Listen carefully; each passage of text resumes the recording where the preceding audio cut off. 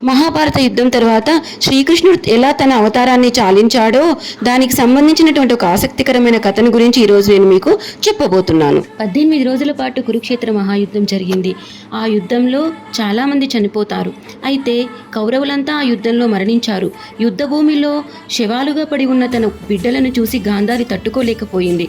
ఆ కోపంలో గాంధారి తన పుత్రుల మరణానికి కారణమైన శ్రీకృష్ణుడి యాదవ వంశం నాశనమైపోవాలని శపిస్తుంది. కౌరవుల పై విజయం సాధించిన పాండవులు హస్తినాపురాన్ని రాజధానిగా చేసుకుని పరిపాలిస్తూ ఉంటారు. శ్రీకృష్ణుడు ద్వారకా నగరంలో తన అష్టభార్యలతో ఆనందంగా గడుపుతాడు.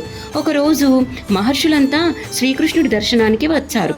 అప్పుడు శ్రీకృష్ణుడు జాంబవతిల కుమారుడైన సాంబుడు వారిని ఆట పట్టించాలని భావించి స్త్రీ వేషంలో గర్భవతిగా నటిస్తూ మహర్షుల ముందుకు వచ్చి తన కడుపులో ఉన్నది పాప బాబా అని చెప్పమని అడుగుతాడు. అప్పుడు ఆ మహర్షులు దివ్య దృష్టితో అంతా తెలుసుకొని వారు నీ కడుపులో నుండి ముసలం పుడుతుందని, అది మీ యాదవుల వంశాన్నంతా నాశనం చేస్తుందని శపిస్తారు. మహర్షుల శాపం గురించి తెలుసుకున్న శ్రీకృష్ణుడు సాంబుడి పుట్ట నుండి బయటకు వచ్చిన రోగలిని అరగదీసి సముద్రంలో కలిపేయాలని చెప్తాడు. శ్రీకృష్ణుడు చెప్పినట్టుగానే దాన్ని అరగదీసి అలసిపోయిన యాదవులు చివరికి చిన్న ముక్క మిగలడంతో విసుగు వచ్చి దాన్ని సముద్రంలోనికి విసిరేస్తారు.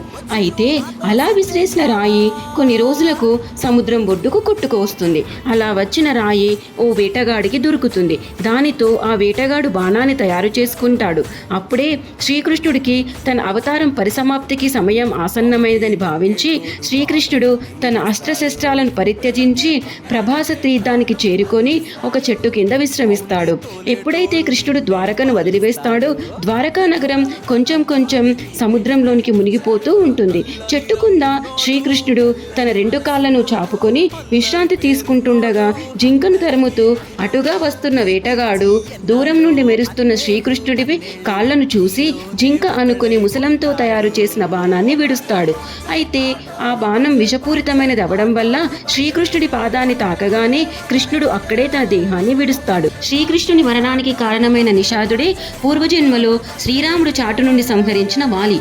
శ్రీకృష్ణుడు ఎంతకు కనబడకపోవడంతో అర్జునుడు గోపాలుణ్ణి వెతుకుతూ వస్తుండగా అస్తవృక్షం కింద శ్రీకృష్ణుడి పార్థివ దేహం కనిపిస్తుంది. అప్పటికే కృష్ణుడు మరణించి 4 రోజులు అవడంతో అక్కడే తన సారథితో కలిసి అర్జునుడు కృష్ణుడి అంతిమ సంస్కారాలను నిర్వహిస్తాడు. అంతటితో శ్రీకృష్ణుడి ద్వాపరయుగం అంతమై కలియుగం ప్రారంభమవుతుంది. వీడియో కనుక మీకు నచ్చినట్లయితే లైక్ చేయండి, షేర్ చేయండి, సబ్స్క్రైబ్ చేయండి. Thank you.